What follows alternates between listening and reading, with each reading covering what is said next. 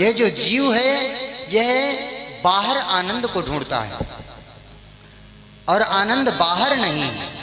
बाहर तो केवल संसार बतलाया गया है कि दुख आलयम शाश्वतम, यह शाश्वत दुख आलय है।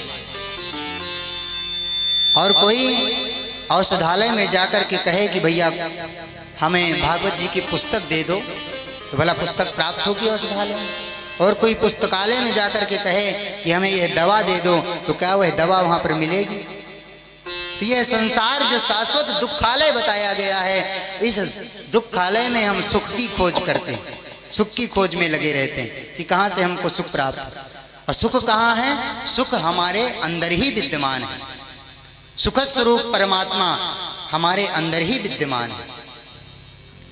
मानस में गोस्वामी जी कहते हैं, बताते हैं कि ईश्वर अंश जीव अविनाशी, ईश्वर अंश जीव अविनाशी, चेतन अमल सहज सुख राशि, चेतन अमल सहज सुख राशि, सहज सुख राशि।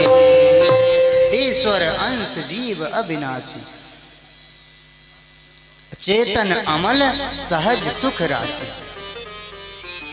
सुख राशि कौन है? जो ईश्वर का अंश ये जीव है, जो परमात्मा हमारे अंदर विद्यमान है, वही परमात्मा सुख राशि है। क्योंकि आनंद स्वरूप तो परमात्मा है, जो आनंद सिंधु सुख राशि,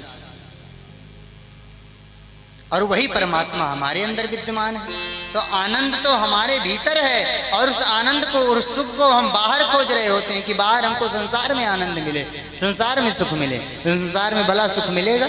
नहीं मिल सकता है। इसीलिए हमें उस आनंद को, उस सुख को अपने अंदर खोजना चाहिए, अपने अंदर बैठे परमात्मा का ध्यान करना चाहिए, तभी हमको सुख प्राप्त होगा। जास हृदय आगार बसहि राम सर चाप धर, ईश्वरास्त्र बभूतानाम हृदय तिष्ठति अर्जुन।